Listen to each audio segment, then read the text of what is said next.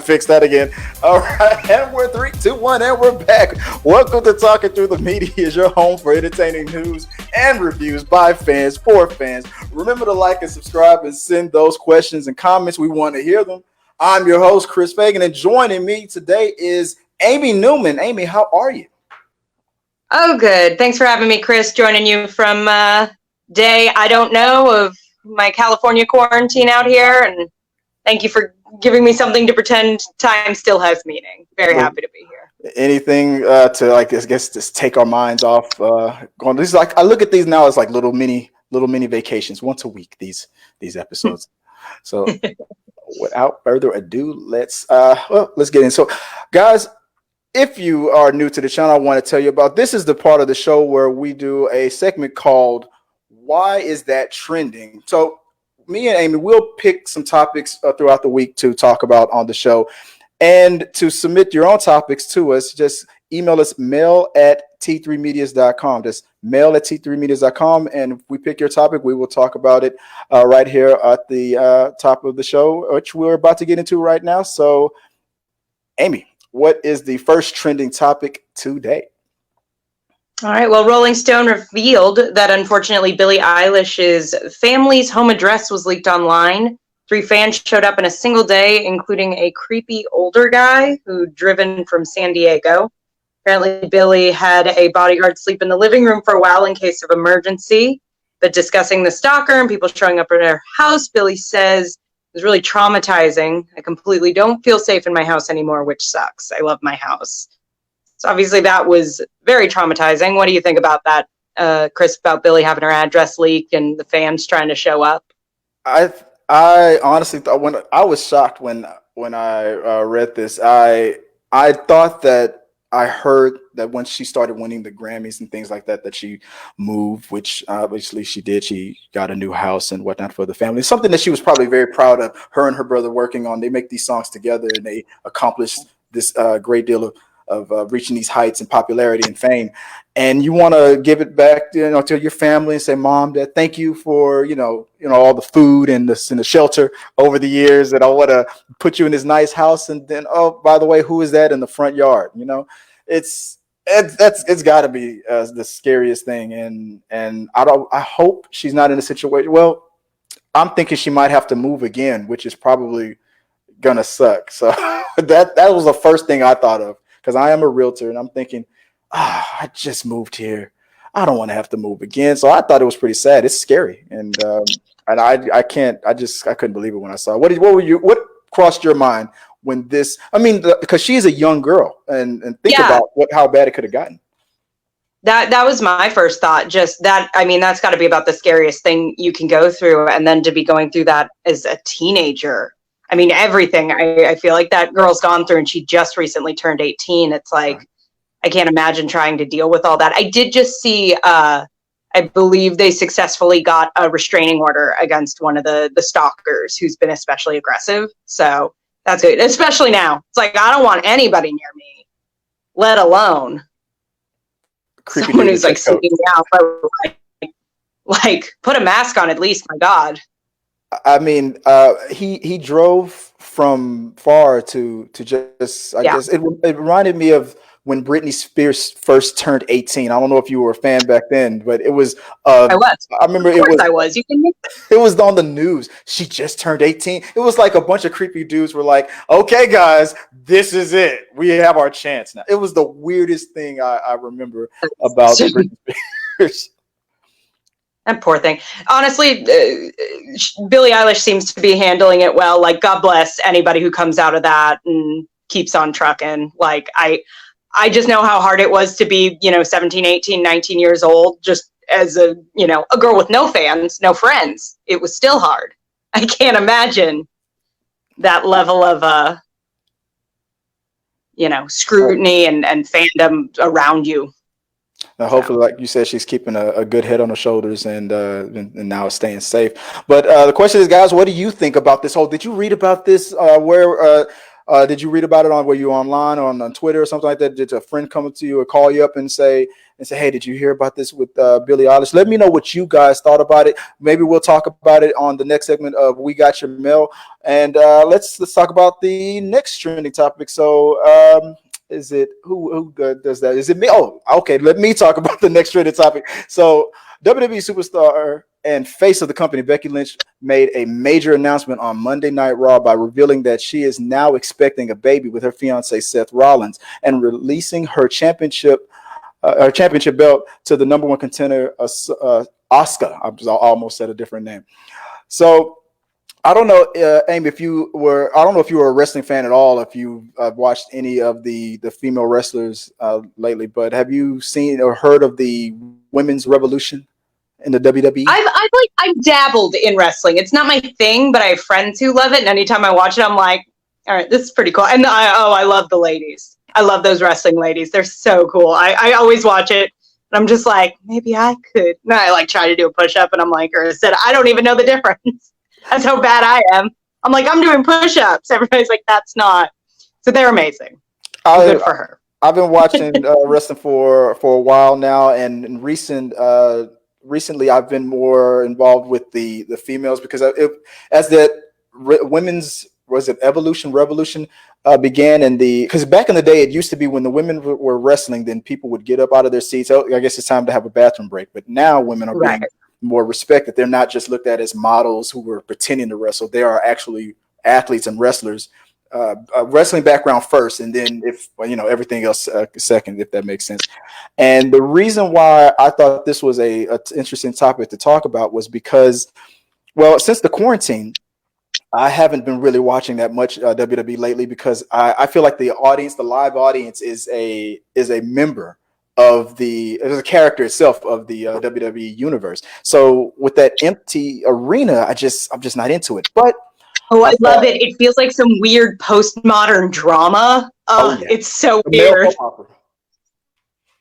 It is. It's the male soap opera. With no audience, though, it's just like weird and tense. I'm like, is this?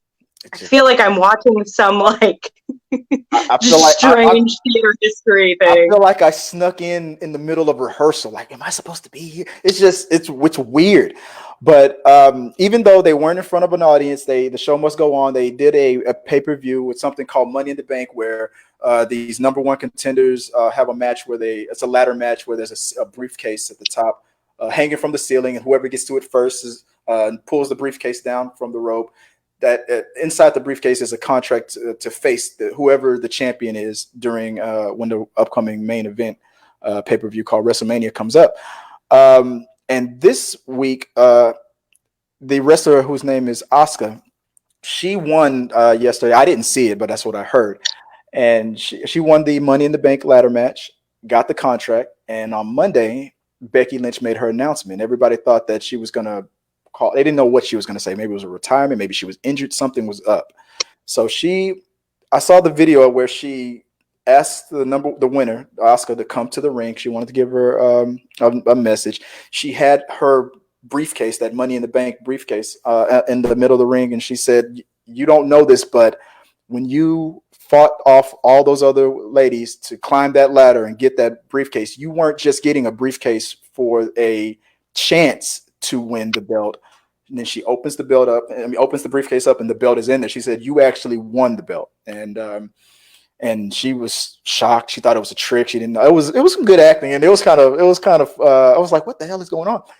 And I feel like that'd be so hard as a wrestler. I'd constantly just be like, is someone gonna pile drive me? Like, yeah, that's is this the lead up to getting like kicked? It was kind of interesting because Asuka, I mean, I'm pretty sure she knew. She was told in advance.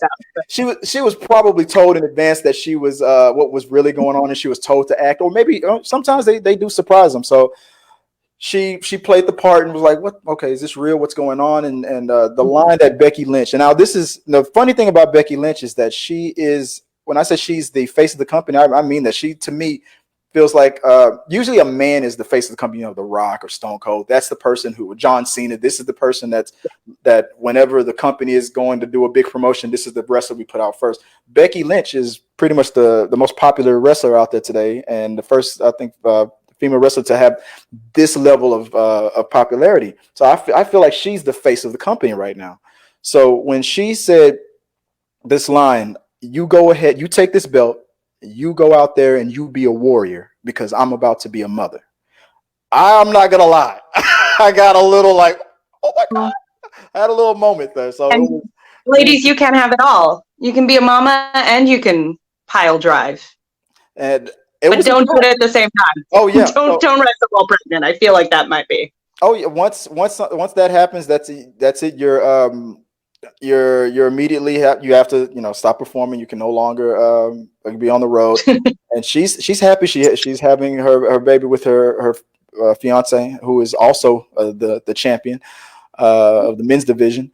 So and it was a big deal in the WWE fandom universe. Everybody's like, they were calling, oh my god, Chris, did you hear? Did you hear? I said, okay, I'm gonna have to talk about this.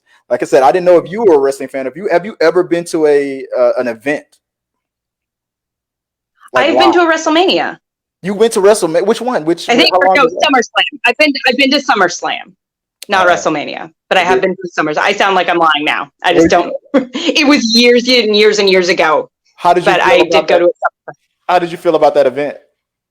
It was super fun. Again, not my world, but I know a ton of people who love it, and it's not my thing, but I get it. Like it's sports and it's soap opera theater. Like, what's not to like? I'm into it. I can get down on some wrestling, but I was very exciting. Good for her. You can have it all. Let us know what you think. And she'll be back. It's she's not the first lady to start a family in the middle of their career, and she'll take the time that she needs, and she'll be right back. The question is, all you WWE wrestling fans, let me know, what do you guys think? Comment below, put in the box below. Let me know what you guys think. And like I said, we will probably talk about your questions, comments, or concerns, anything that you want to talk about on the next We Got Your Mail. So, Amy, what is the third trending topic of the day? All right, this one's a little wild. So there's a CGI generated character known as Michaela, and she has been signed with CAA Talent as their first virtual client. So she's already got some popularity going. She's a social media influencer. She has over 2 million followers on Instagram, about 500,000 on TikTok. She's a model. She's a singer, but she is a totally CGI robot created character who has now been signed with a talent agency. So I think this is a really interesting story. I've seen a lot of, had a lot of actor friends and performer friends going, oh, we're getting replaced. Here it goes. First, the self-serve aisle in Walmart. I mean, am I going to pretend I'm not a little bitter? Like, no, I can't even get a meeting with CAA, but all right.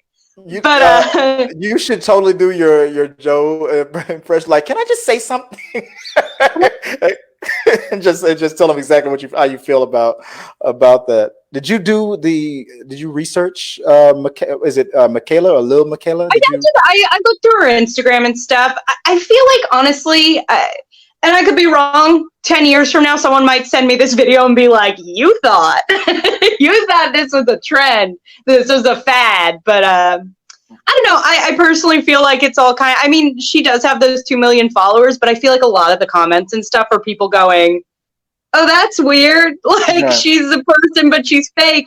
So I feel like, honestly, this is a bit of a test the waters, bit of a fad, I feel like it's going to not be dissimilar from, like, licensing a character. So, definitely been some publicity for her and for CAA, but I'm going to be shocked if, and like I said, eat my words, if I turn on,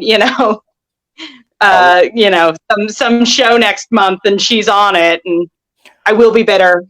Someone could call and check on me when Michaela's career really blows up. Well, she's already done like photo shoots with other live models, like, and I think she's making out with one in one photo shoot. I can't remember the other person's name, but she's already taking like selfies with other celebrities, other living. It's just like you said. It's like that. They're testing the waters. It reminds me of a video game that made a movie, Final Fantasy, when they made that CGI Final Fantasy movie. They're trying to test that now, and nowadays with like deep fakes and things like that. we're just not there with the technology where the human eye, and I'm not surprised. I didn't look up the Instagram account, but I'm not surprised that you said that most of the comments are like, this is weird. That it's because what I heard that when the human eye sees it, it's just it can't like connect the dots. Like there's something wrong, even if it's believable. There's going It's to be close but not something. quite. It's something in those dead eyes. Yes, Yeah. it's something not right here. Skynet is taking over, and like you said, like first they come for your talent agencies, then it was first it was the WalMarts, then it was the talent agencies. I'm telling you, man, Mhm. this Skynet is here. So I, for one, want to say I appreciate and welcome our new digital overlords, and because I want to be spared and be among the ones who are servants. So I think that when Skynet takes over, I think I'll definitely be like serving like oil drinks and stuff. I'm totally gonna sell out the human race just so I can survive. I'm a total sellout. But guys, let me know what you guys think about this whole thing, the CGI generated model. How is it that she's able to have like 2 million subscribers on social media, and like real people can't even, I on TikTok trying to do those dances and can't even scratch the surface. It's just interesting how things happen. Let us know what you guys think. Like I said, we will talk about it. Your comments, your questions, or anything you want to just share with us on We Got Your Mail. And I think there's one last thing that we wanted to talk about on before we close out. Why is that trending? So, Amy, what do we got? In sadder news, it was reported in the New York Times, we lost Jerry Stiller, a classically trained actor. He sort of became a comedy star twice throughout his career. So in the 1960s, through a partnership with his wife, Ann Mira, and then in the 1990s, a lot of people know him as George Costanza's dad on Seinfeld. He passed away early Monday morning at his home on the Upper West Side of Manhattan at age 92. His son, Ben Stiller, tweeted the following: "Thank you so much for the incredible outpouring of love and appreciation for Jerry. I know how much it would mean to him, and he would have loved this beautifully written obit in the New York Times." So, Chris, what do you have to say? Definitely a comedy legend for a lot of years. George Costanza, his dad, Dad Costanza. That was the first time I really became aware of Jerry Stiller. And the first thing I thought about after I saw that he passed away was I thought for some reason I thought about a season of Seinfeld where they shared a lot of the behind the scenes stuff and the bloopers. And it was a scene with Julia Louis Dreyfus and Jerry Stiller, and it was something like where they were about to fight each other. She was very pregnant at the time in real life, but not the character. I remember the whole scene. I'm a Seinfeld junkie, and the line was, "You want a piece of me?" And Julia could not keep a straight face at all. They had to do the line over and over and over again. So I thought about all the behind the scenes stuff and how much fun I'm sure that Ben Stiller had with growing up with his dad and in that house to the Seinfeld team. I didn't look up all of the like the posts or anything like that. I'm sure everyone said something heartfelt and had shared a memory. The only one that really I really read was the one his son made, and I thought that was good enough. So I'm going. I can't be sad. I mean, he was 92, but he had a great. It seemed like he had a real great life. He had a full career. He had a lot of people who admired him, respected him, and he gave so much joy to a lot of people. So I'm in that situation or that mentality right now where this is a celebrity that we can say, all right, let's celebrate the life that he shared with us. So, what about you? Were you a Seinfeld fan?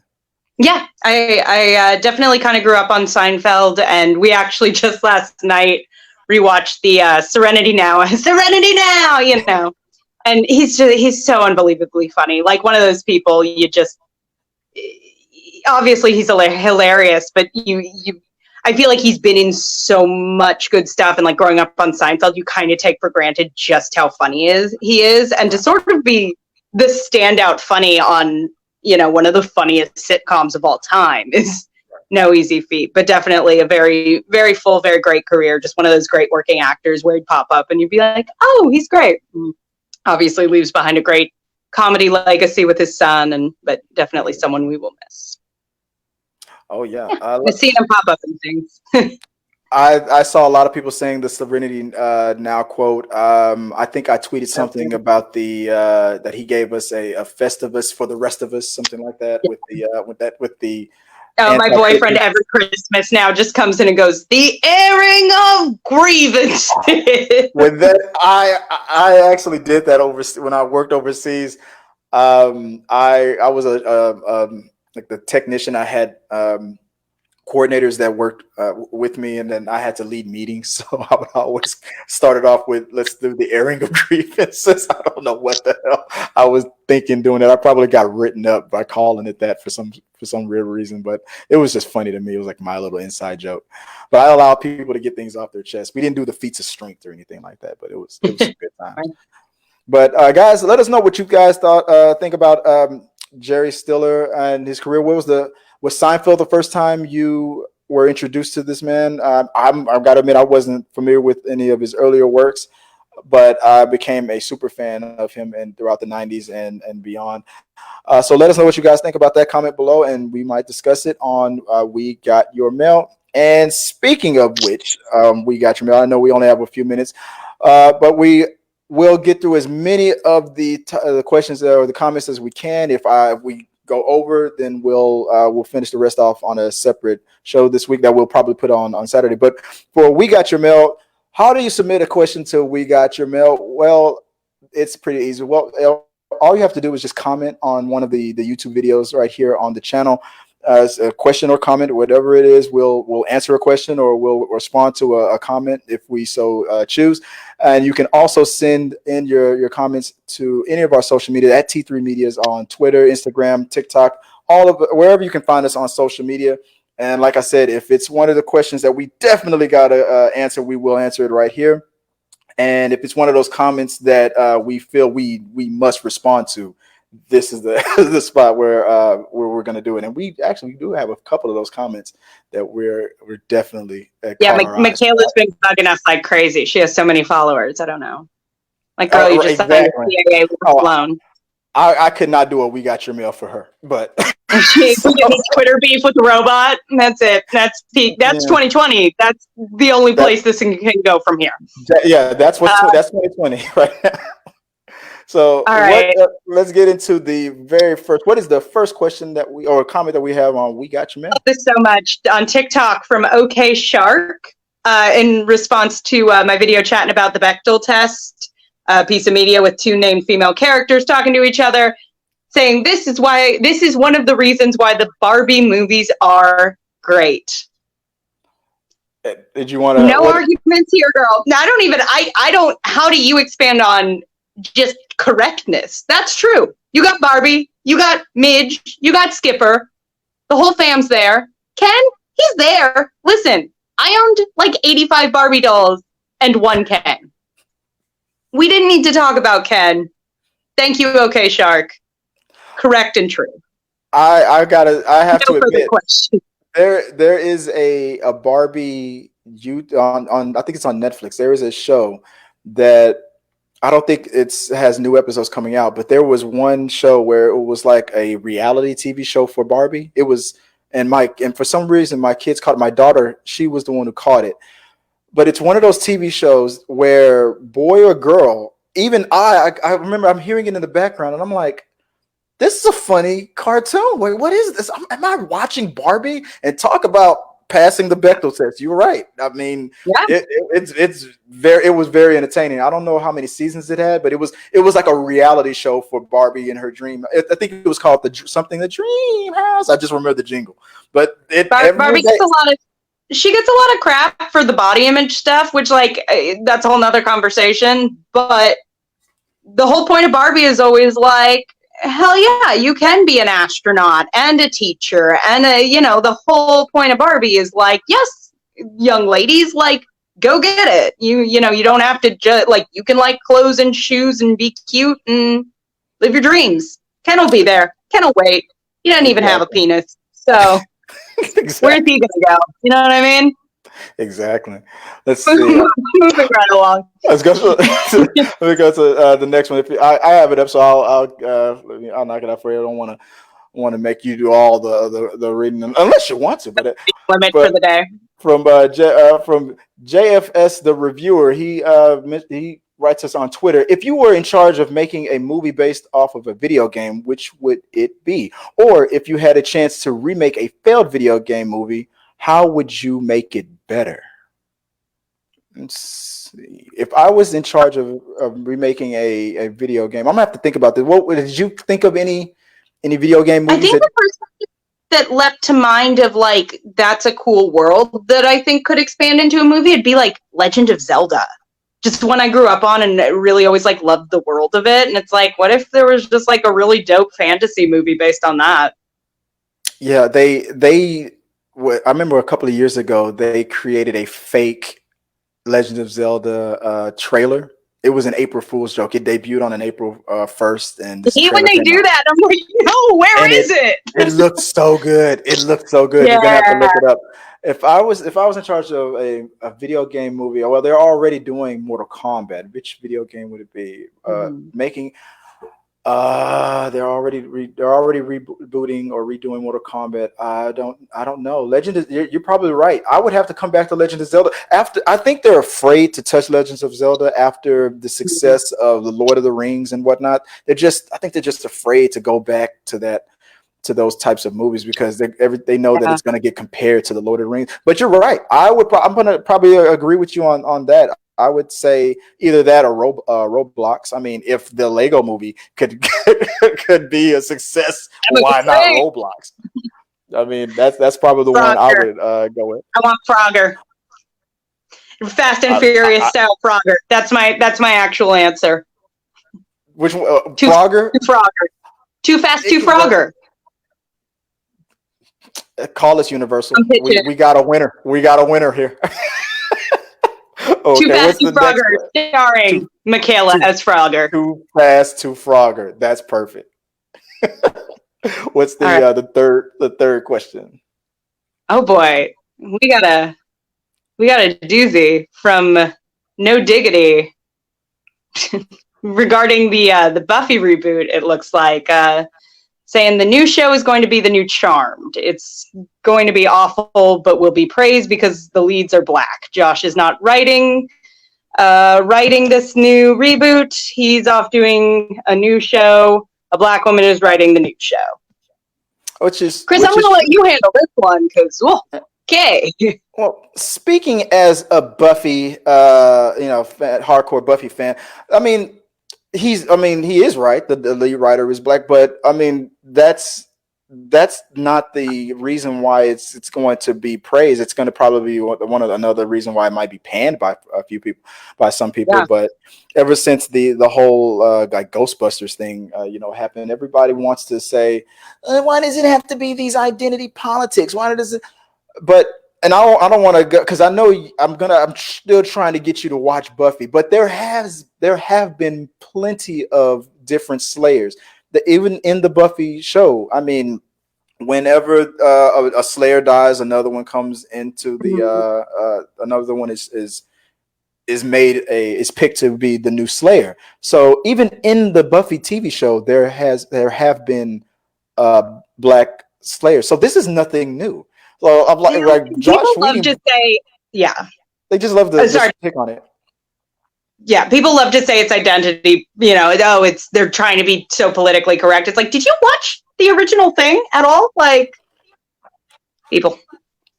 Like People. I don't think so because why? I mean, why wouldn't it be? Why wouldn't it be an Asian woman or a black woman or Hispanic, which it has been? I mean, if it will pick it's like the universe will decide who it will be. So if it's not Sarah Michelle Gellar, then there's going to be a bunch of people going, "Oh, this is identity politics again." Oh my god, I don't like that. But no, so People who are not white exist. That's not a bold political stance.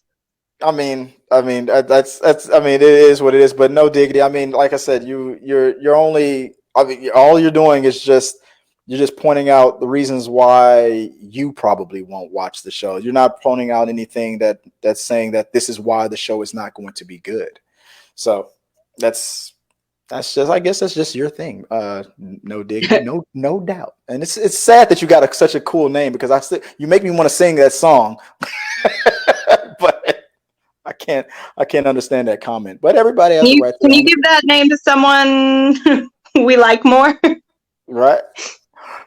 Well, all right. So we're gonna continue on with the remainder questions on a separate video, because we already ran over time on this one. So I'll just close the show. So I'm gonna say thank you guys for watching.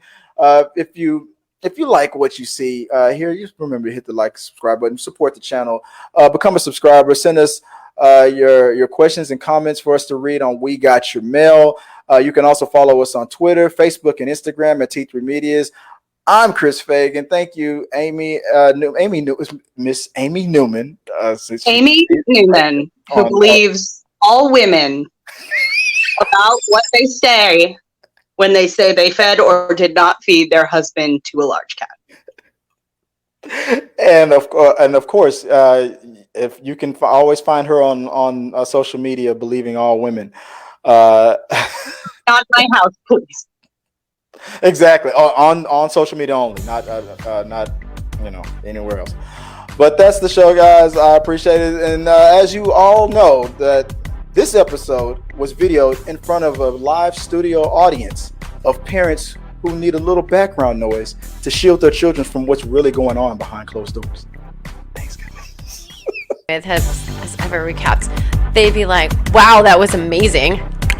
You had Morgan Freeman. And as the nutcracker rises from the ashes. Web slinging, wall crawling, spider sense. And it looks good. And I was excited. Every time the symbiote came on screen, I decided, what are they going to do now?